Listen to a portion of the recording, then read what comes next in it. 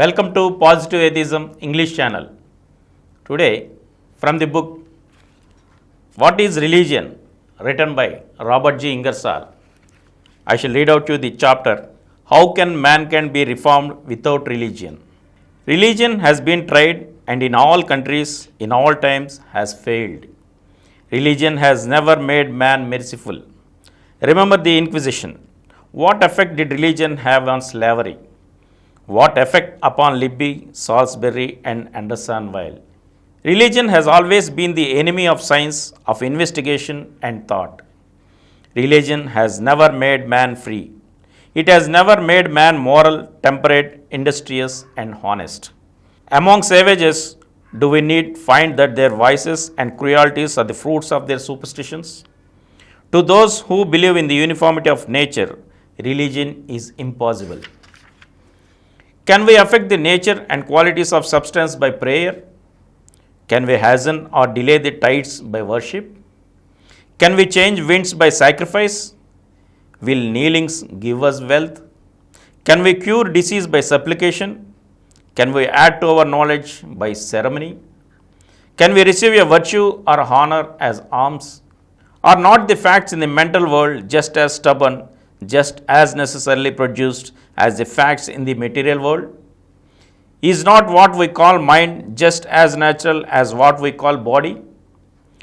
Religion rests on the idea that nature has a master and this master will listen to prayer, that this master punishes and rewards, that he loves praise and flattery and hates the brave and free. Has man obtained any help from heaven? If you have a theory, we must have facts for the foundation. We must have cornerstones. We must not build on guesses, fancies, analogies, or inferences. The structure must have a basement. If we build, we must begin at the bottom. I have a theory and I have 4 cornerstones. The first stone is that matter, substance, cannot be destroyed, cannot be annihilated. The second stone is that force cannot be destroyed, cannot be annihilated. The third stone is that matter and force cannot exist apart, no matter without force, no force without matter. The fourth stone is that which cannot be destroyed could not have been created, that the indestructible is the uncreatable. If these cornerstones are facts, it follows as a necessity that matter and force are from and to eternity, that they can neither be increased nor diminished. It follows that nothing has been or can be created, that there never has been or can be a creator. It follows that there could not have been any intelligence, any design back of matter and force. There is no intelligence without force. There is no force without matter. Consequently, there could not be any possibility have been any intelligence, any force back of matter. It therefore follows that the supernatural does not and cannot exist. If these 4 cornerstones are facts, nature has no master.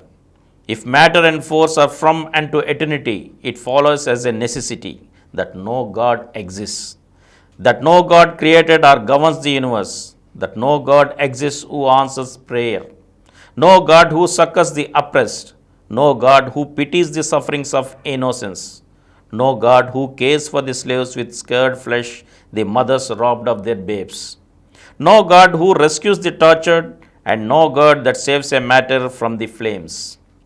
In other words, it proves that man has never received any help from heaven, that all sacrifices have been in vain, and that all prayers have died unanswered in the heedless air. I do not pretend to know, I say what I think. If matter and force have existed from eternity, it then follows that all that has been possible has happened, all that is possible is happening, and all that will be possible will happen. In the universe, there is no chance, no caprice, every event has parents. That which has not happened could not. The present is the necessary product of all the past, the necessary cause of all the future. In the infinite chain, there is and there can be no broken, no missing link. The form and motion of every star, the climate of every world, all forms of vegetable and animal life, all instinct, intelligence and conscience, all assertions and denials, all vices and virtues, all thoughts and dreams, all hopes and fears are necessities. Not one of the countless things and relations in the universe could have been different. And we'll continue from here in the next episode. Thank you.